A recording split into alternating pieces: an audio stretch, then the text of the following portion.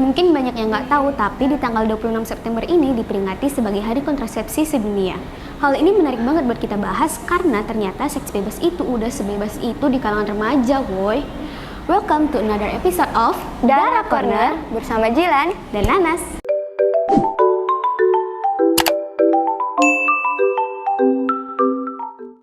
Baru aja kita dikagetkan dengan diluncurkannya undang-undang tentang alat kontrasepsi yang boleh digunakan oleh anak remaja. Sekarang muncul lagi berita tentang salah satu anak artis telah melakukan seks di luar nikah dan telah menggugurkan kandungannya sebanyak 2 kali, dan itu dikarenakan hasutan oleh pacarnya. Di Labuhan Batu sendiri nih sobat, seorang siswa SMA yang seharusnya dia fokus belajar di usianya, tapi dia malah dilecehkan oleh siapa? Lagi-lagi pacarnya. Dan lebih seremnya lagi nih, setelah dari situ nggak cukup nih, dia malah digilir oleh 10 pria asing di sebuah kos-kosan. Nauzubillah. Nah, sebenarnya ini adalah 2 dari banyaknya imbas tentang seks bebas di negeri ini. Bahkan 67,2% anak SMP sekarang udah nggak perawan loh. Kok bisa sih?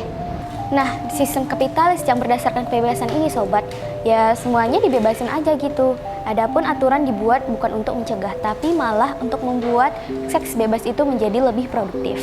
Nah, dari case individunya sendiri nih sobat, maraknya sosmed yang semakin gak ada batasnya membuat para remaja ini dengan mudah mengakses konten seks bebas.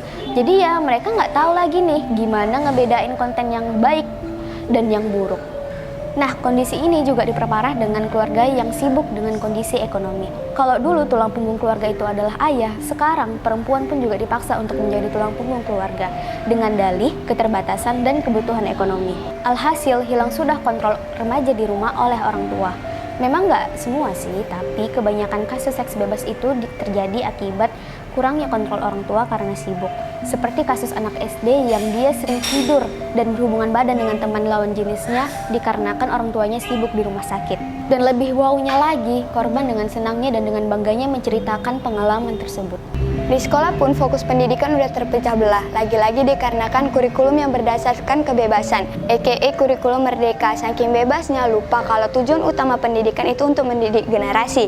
Katanya fokus kurikulum ini untuk membangun karakter dan mengembangkan potensi. Ya wajar sih kalau anak remaja sekarang kemana-mana tentang seks bebas, karena kalau dia berprestasi dia boleh melakukan hal itu.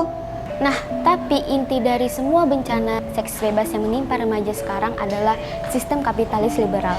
Sistem yang mendukung remaja untuk melakukan seks bebas dengan mengeluarkan undang-undang.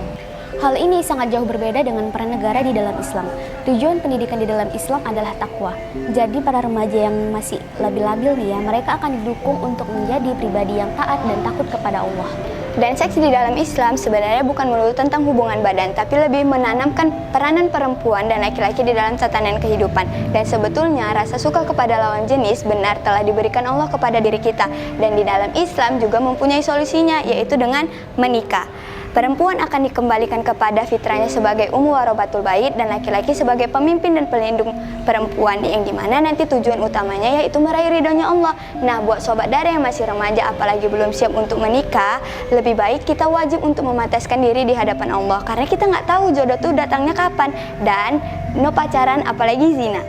So, buat sobat Dara yang melihat berita tentang mirisnya seks bebas di luar sana, here is some tips from Dara Corner, yaitu adalah mengkaji Islam dan memperkaya diri dengan ilmu, karena hanya dengan ilmu lah kita bisa tahu mana yang Allah ridhoi dan mana yang enggak.